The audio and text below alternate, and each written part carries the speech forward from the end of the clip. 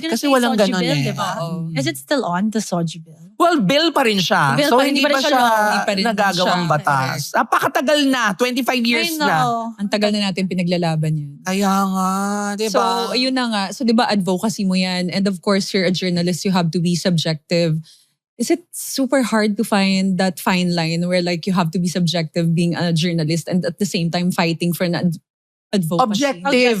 Objective. Being oo. objective. I think when it comes to the stories that we tell or the reports that we have to deliver, the news that we have to deliver sa mga tao, you have to be fair, you have to be Yeah. objective, and you always have to just say what's fact, di ba? What's factual. Yung totoo lang. Oo. Pero when it comes to your opinions, lahat naman ng mga tao may opinion. Eh. Yes. Oo. So, you may agree with me or not, but this is my opinion. So, for example, for advocacies that are close to my heart, I'm really talking about it fully. No holds barred ako pagdating sa mga ganyan, whether you like it or not. Because kahit naman journalist ka or kahit news anchor ka, meron ka pa rin sariling opinion sa mga bagay-bagay. Oo. But of course, hindi sa sarili mong programa kasi Yeah, kaya may platform tayo. kaya may iba't ginagamit ko yung sarili kong platform. Kasi for example, doon sa primetime newscast namin, hindi naman sa akin yun eh. Diba? Sa TV5 yun. Mapapagalitan Sa ka naman. News 5 agency yun. Hindi naman sa akin yun. But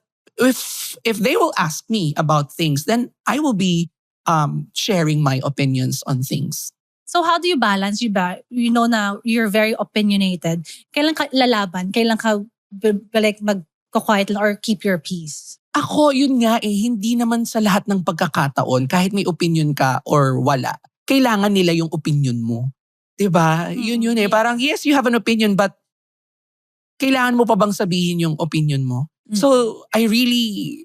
Gets. Yeah, ngayong 30s na tayo, mga Oo. 30s tayo, I also learned how to choose my battles. Parang hindi lahat ng mga issue about LGBTQIA+ online, pinapatulan ko na rin. Yung parang kapag, something pressing na talaga, something that involves my community, then if I feel like I really have to say something, that I will say something. Pero kunyari mga petty-petty na katsipang Yeah. issue lang, parang di na ako magko-comment dyan or sayang yung energy ko or baka lalo pang makadagdag sa noise. Di ba ang ingay na ng social media, dadagdag pa yung opinion mo, di ba? So parang, yes, may opinion ka, but not all the time. Your opinion needs to be heard. Yun yung natutunan ko. Pero since isa ka nga sa mga personalities, Yun nga, I was gonna say, diba, pioneer na open. na tinitingala and inspiration nila, does it give you more pressure to be perfect, a perfect representation of your people? or of your community. Nakaka-pressure ba? Nakaka-pressure siya in such a way na kailangan maging good example ka. Kasi ang daming mga youth members ng LGBTQIA+ community ang pinapanood ka and they idolize you and they look at you as a role model. So ako, careful din ako na i-present yung sarili ko sa publiko kasi pag sinabing transgender woman, news anchor, diba, it says a lot about who I am and how other people should perceive me. So how am I going to show myself to other people? Siyempre yung, di ba, karespeto naman, kagalang-galang, yung hindi bastos yung bunganga, yung hindi naman, yung meron namang class when it comes to, dressing up and stuff like that. But you can always be unapologetically who you are. But ako kasi, I'm careful. Tsaka feeling ko ganun din ako sa totoong buhay. Hindi naman din ako talaga... Hindi siya pretension Yeah. lang. Oo, hindi ako barubal na tao or hindi ako parang malaswang tao or bastusin na tao. I'm really like this and I'm just being more careful. Yun nga, because I want to be a good example to other people. Especially na ang daming mga tao na naglo-look up to my representation sa mainstream media. So careful din ako. Pero like, since public figure ka nga rin, may mga haters talaga. How do you deal now, nasa 30s ka na, compared to your 20s, yung mga haters, yung mga comments, or hate? Magiging plastic ako kung sasabihin ko na hindi na ako nasasaktan ngayon or hindi na ako nababother ngayon kasi I still get hurt with hurtful comments and nababother pa rin ako kapag dinadamay na yung husband ko or yung buong community yung affected and stuff like that. But I know now how to control my feelings.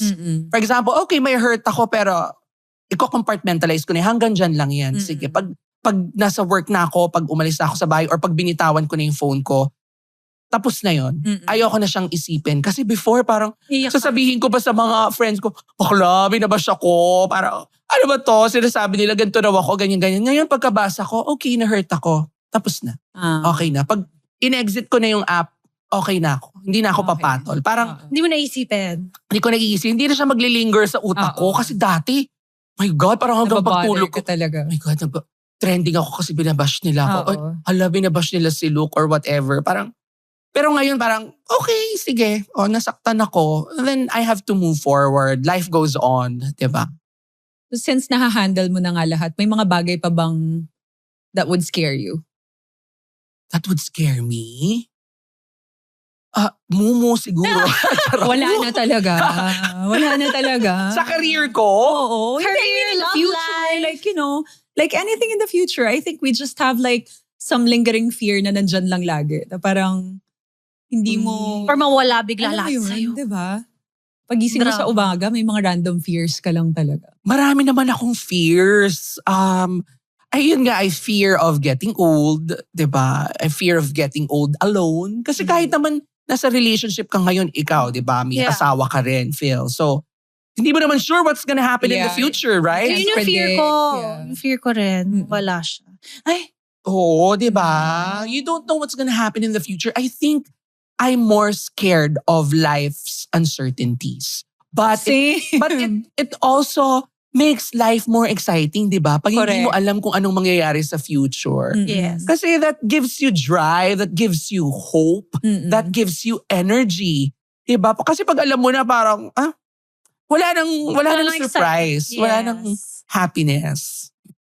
Fear ko rin yan. Na. Yung uncertainty. Parang minsan nga sa sobrang pag-overthink ko, nag-anxiety na ako. Yung mga bagay na hindi ko kayang kontrolin. Like, you can't predict. Yeah. Yung mga ganyan. The fear of unknown, di ba? Diba? Siguro ako Yan ang okay lang. Yan ang pinaka-stress ko ng pandemic. Sabi ng Talaga? ba't ba stress? Hindi ko rin alam.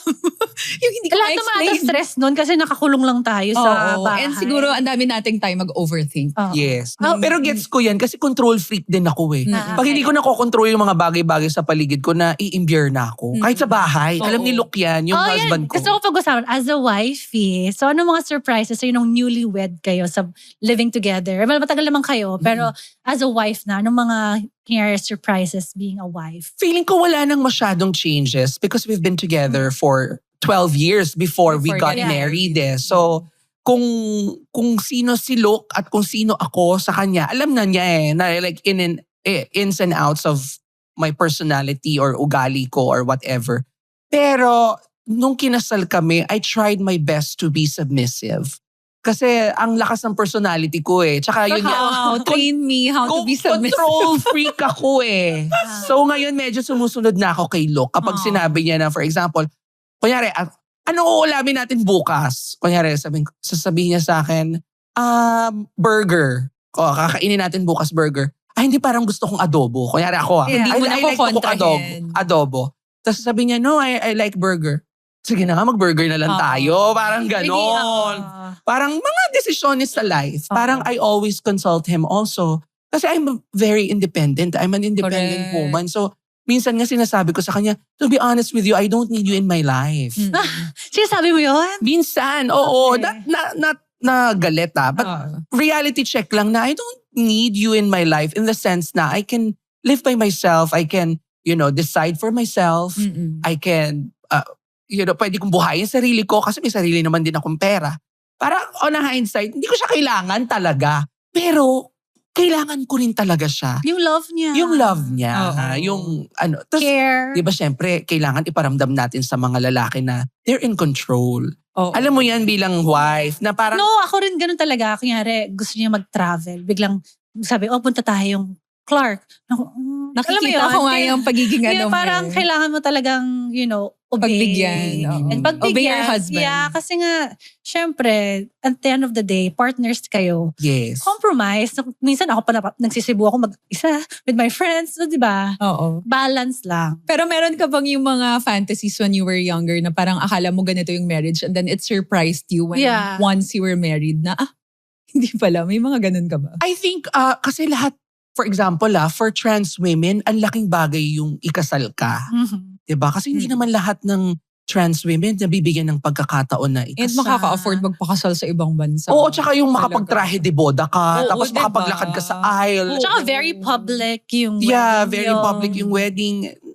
Pangarap yan ng mga bakla, di ba? Na Yes. makahanap Lahat naman ng ng girls. Di ba? I'm sure Oo. even girls na makahanap ng taong magpo-propose sa'yo, bibigyan ka ng sing-sing, Oo. dadalin ka sa magandang bansa at papakasalan Dream ka. wedding gown. Di ba? Lahat tayo dream yan. Pero parang feeling ko before, it's a be-all and all ng pagkababae, ang ikasal sa lalaki. Pero hindi pala. Parang, of course, it's a dream. But Yes. it's not, it won't define you as a woman. And it won't define you as a person.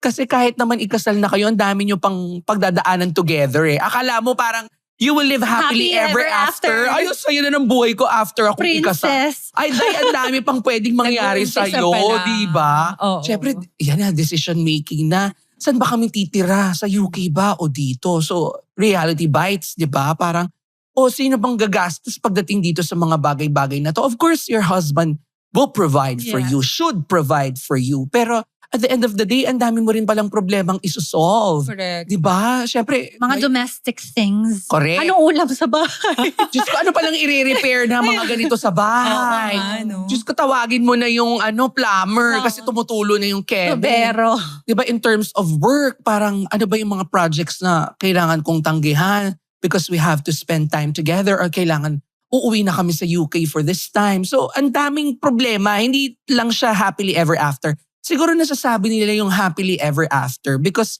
despite yung mga problema nyo together, masaya kayong ginagawa at sinusolve yun ng magkasama. Yun siguro yung... You have to do life alone. Oo. O you don't have to be alone Yeah. sa mga problema. Yung problema ganito. mo, problema niya na rin. May ka-share ka. Di ba kanina bago tayo magsimula, wala Hello, na kaming babe. grocery. Tinatanong ako anong klaseng prutas ba yung bibili niya today or ano bang kailangan namin sa bahay. Oo. So, alam mo yun, you don't have to do it all by yourself kasi may Oo. tao na may Partner.